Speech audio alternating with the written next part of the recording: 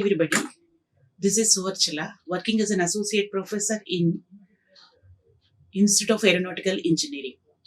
As a part of the database management system course, today I'll discuss about the construction of ER model.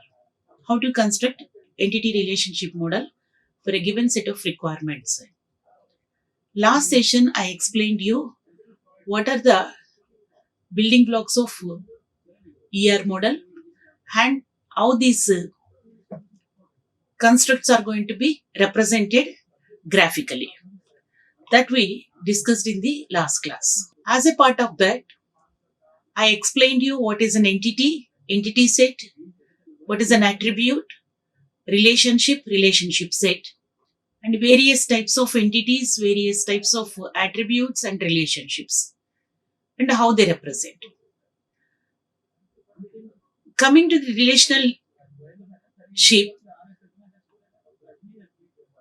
relationship, we discussed already the degree of the relationship.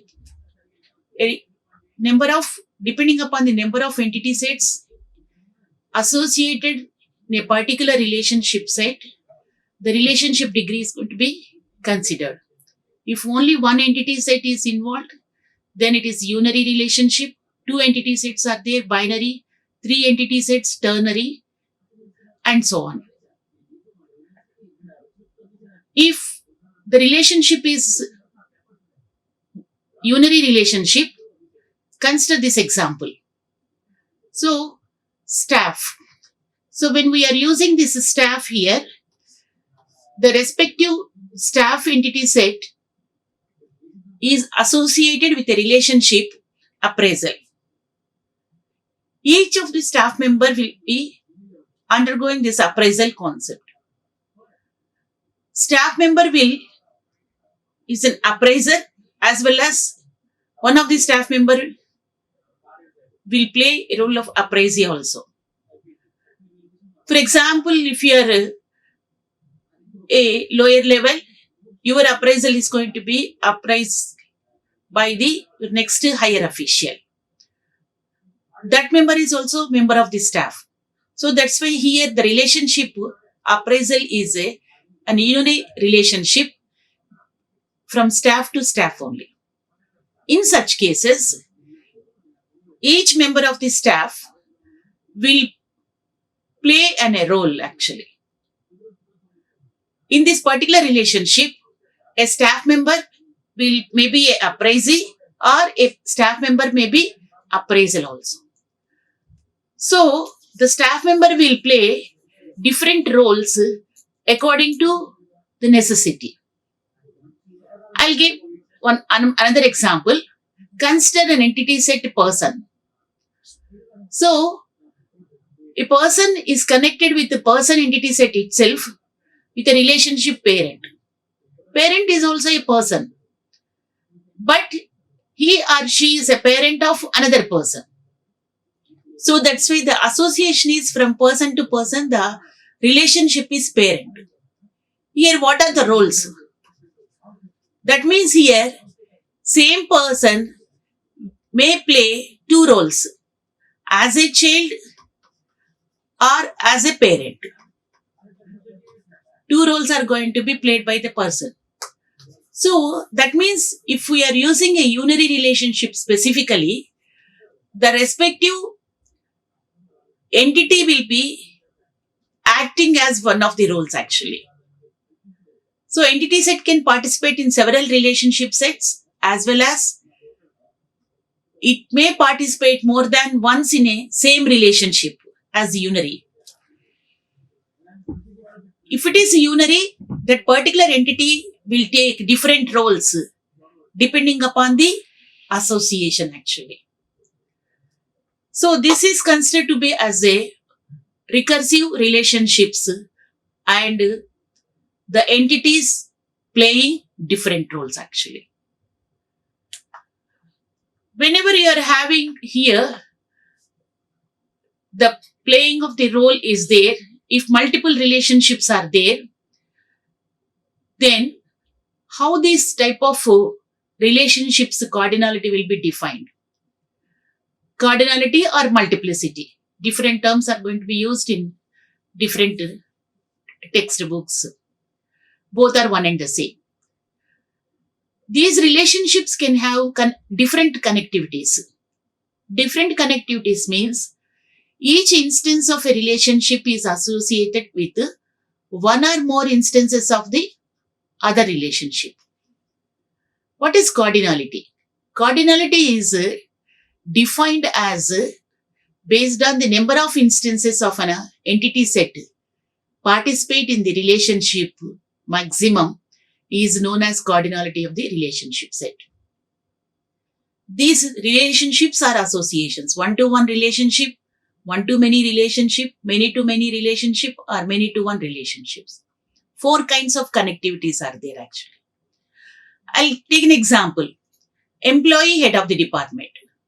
Employee head of the department is one-to-one. Each employee will have only one head of the department. And the head of the department is also for one department only. A person, these are all constraints provided by the organization.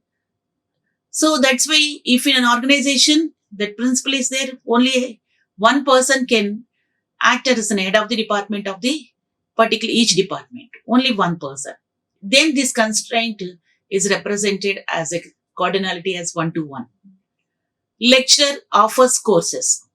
Each lecturer may taught multiple courses. So that's why lecturer offers courses is 1-to-n. Here also the what is assumption?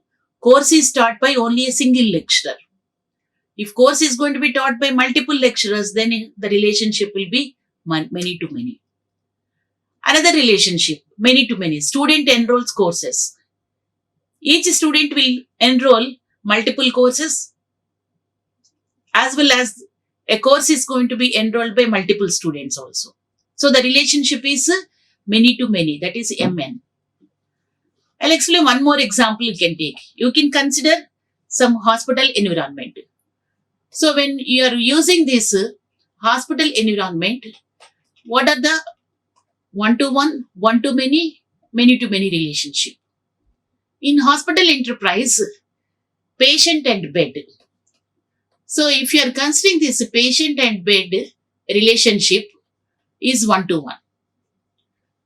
One patient, one bed. Okay, if you are considering bed and room, assuming that each room consists of more than one bed, then one-to-many, right? So bed will be in each room. One-to-many means room side one and bedside many. Each room consists of multiple beds. Patient and doctor. The relationship between the patient and doctor. This relationship is again many-to-many. A patient will be treated by multiple physicians.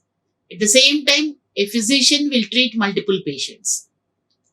That means depending upon the number of the maximum number of allowed instances of one entity set associated with the other entity set, depending upon that, we are going to consider the respective cardinality of the relationship will be defined. So, multiplicity or cardinality.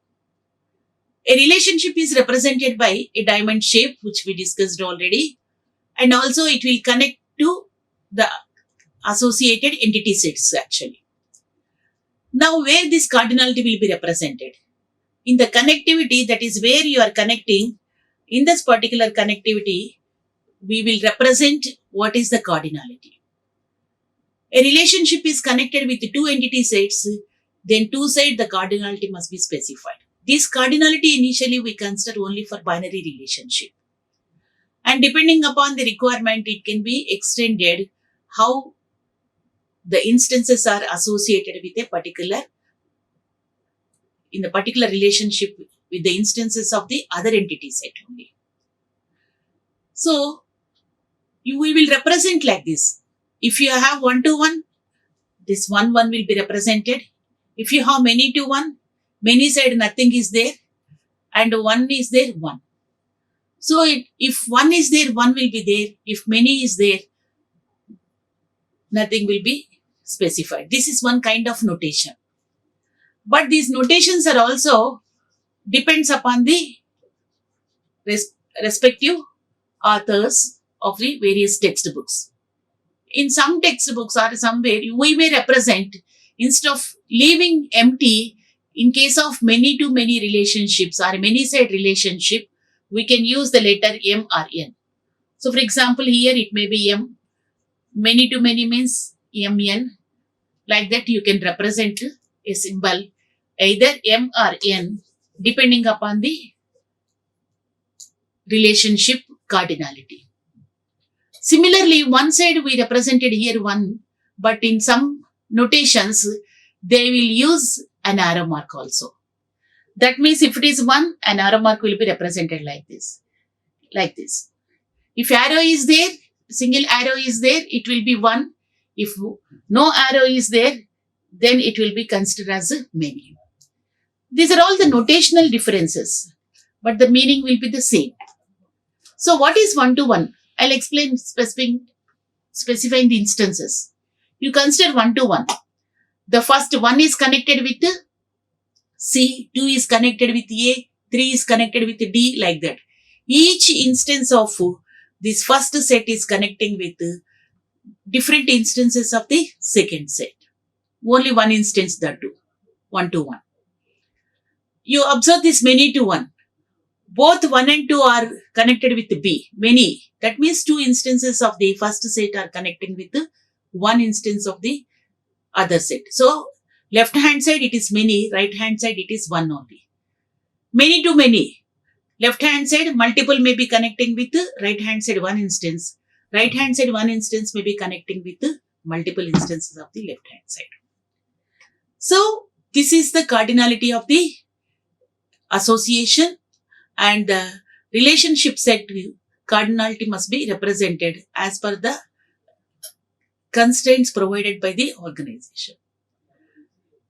One more example we'll take, one-to-one. Here, cardinality of one-to-one. Persons and chairs is one-to-one association. Each person can sit in one chair, provided that chair is occupancy is a single person. And cardinality, many to many example, as student and courses. Multiple students are registering multiple courses, as well as a course is registered by multiple students. So that's why multiple instances of one entity set is related to the multiple instances of the course entity set, other entity set actually. This is an example of many to many. Similarly, another example, organization and employees. Each organization will be having multiple employees, but an employee belongs to a single organization, right? So, organization is one and many are the employees, one to many relationship. Reverse relationship, that is many to one. Employee and the department. Multiple employees will belongs to the single department, but a department, multiple departments are not assigned to a single employee. So, this is one to many to one relationship, one to many relationship. But all these many to one or one to many, all these cardinalities, all these relationships are based upon the enterprise or users. Enterprise rules are constraints. That is the constraints provided by the organization. These are all not a defined one actually, right? So it depends upon the constraints provided by the organization. Based upon those constraints, these cardinalities are going to be decided. As I explained previously, in some colleges, one faculty may handle multiple courses. But in some institutions, each faculty can handle only a single course. Similarly, another one, a course can be handled by multiple faculty in some institutions. But for a particular course, only one faculty will be there. Then it will be considered as an organization constraint actually. So depending upon that, this cardinality will be decided depending upon the constraints provided by the organization actually. So the next one, after having an idea, what are the various basic blocks are available to construct an ER model. Now we have to construct that entire ER model for a given problem statement. As I explained to you in the beginning itself, problem statement is nothing but it is going to be a set of rules, regulations, requirements provided by the organization or various users of that particular database. First, requirements are collected. Those requirements are converted into technical problem statement. And to fulfill this particular technical problem statement, we have to construct first conceptual model, that is ER model. Currently, we have an idea now what are the various symbols used in ER model and what is the purpose of each symbol. Now we will try to represent our requirements in the form of ER model, data requirements in the form of ER model. Then how to construct this ER model? What are the steps are there? From the problem statement, these are the 7 steps. First, identify the entity sets. What are the entity sets? That means the data about which we are supposed to store permanently. Those are first identified. Then for each entity set, identify the key attribute, the beginning, as well as the other relevant attributes of the each entity set are identified properly. Then what are the associations or relationships among these various entity sets are going to be identified. Then identify the cardinality of the each relationship and also attributes of the relationship set, if any such type of attributes are existing. In the last class, I explained even attributes, relationships may also have attributes. Then after identifying all these things, just by using the graphical symbols, draw the complete ER diagram with all attributes including primary key also. After completion of ER diagram, we have to review our results. Review our results means what are the requirements of the various business users of this database, whether their requirements are going to be easily satisfiable or not with the current ER model will be analyzed by us. If it is satisfying, we can go with that conceptual model. Otherwise, again, the steps are going to be repeated to finalize our ER model actually. I'll take an example case study. Then I'll explain how to construct an ER model. Similarly, we can construct for any set of such type of given requirements. This is a college database. Let us assume that these are the requirements.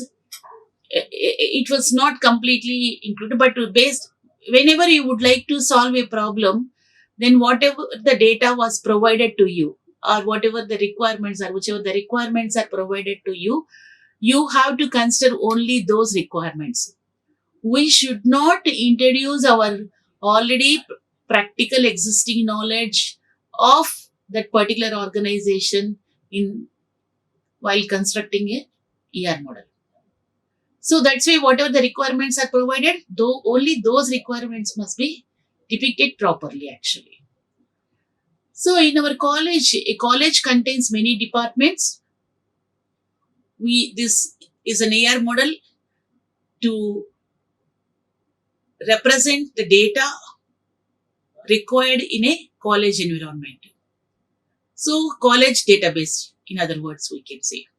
A college contains many departments. Each department can offer any number of courses, that is multiple number of courses may be offered. Many instructors can work in a department, but an instructor can work only in only one department. These are all the constraints. Requirements means based upon the requirements, you can decide cardinalities, etc. also. For each department, there is a head of the department. An instructor can be head of the department of only one department. and each instructor can take any number of courses, but a course can be handled by only one instructor. This is the requirement given. For example, in our college, a course can be taught by multiple instructors. That experience or that information should not be included here, because the information which is provided in your problem statement, that must be considered to develop your database actually. So a course can be taken by only one instructor at a time. A student can enroll for any number of courses, multiple courses. Each course have any number of students. So these are all the basic requirements, but not all requirements. But with these set of requirements, partial college database can be constructed by us actually. So what are the steps? First, we need to identify. Step 1 is identifying the entity sets. So what are the entity sets means about which the data must be stored. Those can be considered as an entity sets. So about which we supposed to store the data. We have to store the data about the students, because student details must be there. And also what are the courses? The course details must be there. And department details must be provided. And also faculty, instructor details must be provided. These 4 objects details must be provided so that all these requirements can be represented properly actually. Now, so when you are having the first step here, identify the entity sets, department details, student details, course details, instructor details should be provided. Sometimes you may get confused also. For example, in the previous game, HOD is there. So HOD details must be provided, you may be thinking of. Right? So first initially, we have to identify entity sets properly, and you can again revise or analyze whether those entity sets are required, or some of these entity sets may be attributes, some of the entity sets may be relationships also. So after revising these things, finalize the entity sets properly. So HOD need not be an entity set, strictly speaking. Why? Because who is HOD? HOD is also one of the instructor only. So HOD is also one of the instructor only. So that's why HOD details will be there in the instructor. What is HOD? HOD is just like a relationship. HOD, one of the instructor is a HOD of the particular department. So that's why we need to identify properly the entity sets. After identifying, revise once whether those entity sets are proper or not. And sometimes we will get whether a particular object must be entity set or an attribute, or object must be entity set or in a relationship.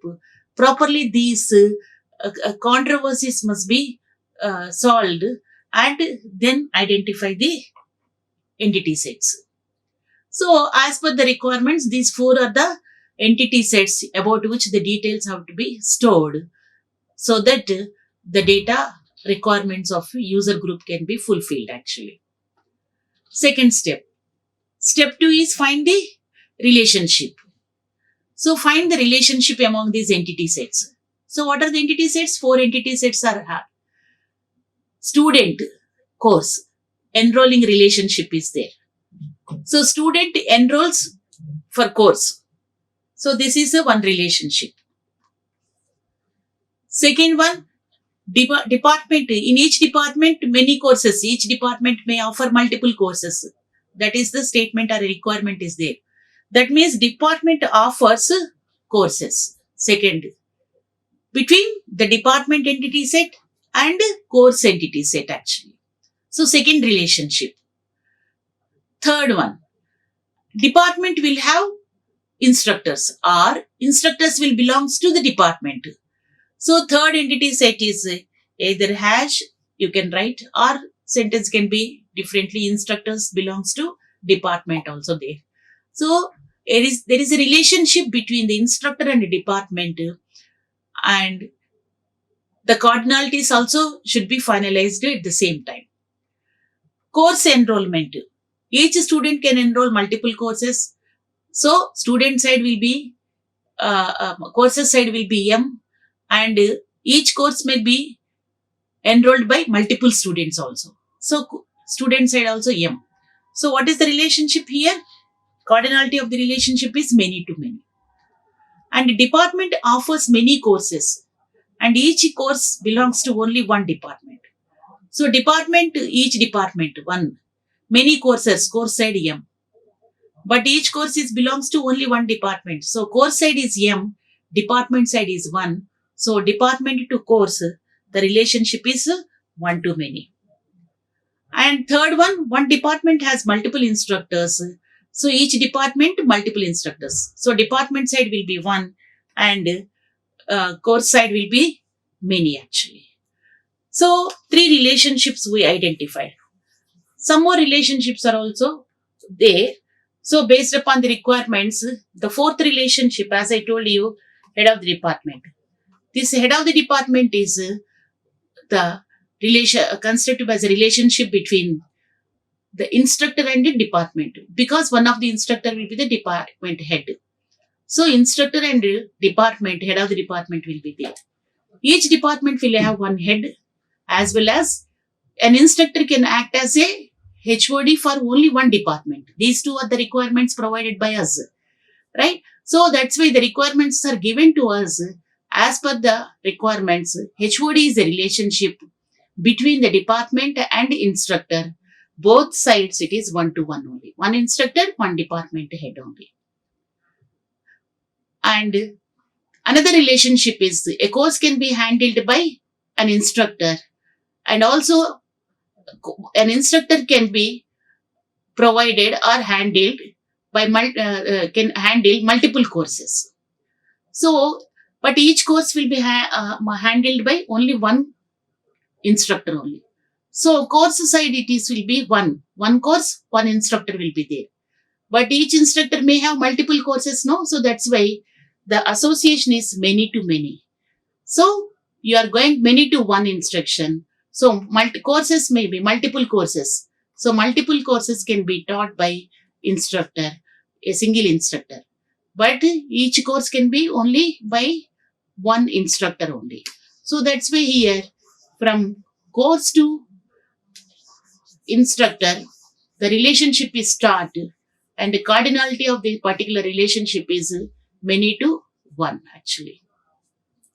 So this is one kind of relationships identification. First, after identifying the entity sets, identify the associations or relationships which are going to be among these entity sets. We identified most of the associations here are only binary relationships only between two entity sets. It may be sometimes unary or it may be ternary also. It all depends upon that. So depending upon the requirements only, depending upon the instructions provided by us, for us, as well as depending upon the organization rules, the cardinality of the relationships were identified by us. Step 3. Key attribute must be identified. How many entity sets are there? 4 entity sets are there. So each entity set will be having one key attribute. Department name is a key attribute of department, or if you have department code is there, code can also be a department key attribute, because name also may not be repeated. So each department will have unique name. So department name is the key attribute of the entity set department. Similarly, course ID or course number is the key attribute of the course entity set. Student hall ticket number or a student number is the key attribute of the student. And instructor name can be considered. For example, if your organization provides, they didn't specify to us actually. In the requirements, they didn't specify. But if an instructor will be provided with a unique ID, then instructor ID will be the key attribute of the instructor set. So if they didn't specify anything, if you want, you can assume certain simple assumptions. Otherwise, assuming that instructor name is the key attribute of the instructor entity set actually. 4th step is identify the other relevant attributes. You can identify all other attributes. For example, department entity set will have already department name is there and the location, maybe phone number. As according to requirements, you can add more attributes also. The course entity, course ID is there, course number is there already, along with the key attribute, course name, duration, prerequisite, maybe credits also added. For instructor, entity, room number, telephone number, name was already identified as a key attribute. If you are going to have that ID, that is employee ID is there in your organization, then employee ID will be the key, then course instructor name will be another attribute here. The last entity sets for student, student name, date of birth, phone, address, many more can be added as per the need actually. So after completion of all these things, drawing is very easy now because four entity sets are there. So we first address these 4 entity sets with respective 4 entity sets are there. So 4 entity sets are going to be drawn with respective attributes attached. While writing or drawing the ER model, attributes must be added. At least minimum 2 attributes. One is the key attribute, another one is the non-key information can be considered minimum. So you can add minimum 2 attributes must be there. And based upon these entity sets and the respective attributes, key, if it is a key, underlining must be there. In the requirements, if you have some more information as any respective various types of the attributes are there, then derived, etc. We can use the respective symbols also. Now, these entity sets are connected. So, how many relationships we identified? 5 relationships actually. So, the first relationship is a course student enrolling. Enrollment is the one relationship between the course and the student. Courses are going to be taught by the instructor. This is the second relationship. And department, instructor. An instructor belongs to department or department has instructor. This is another relationship.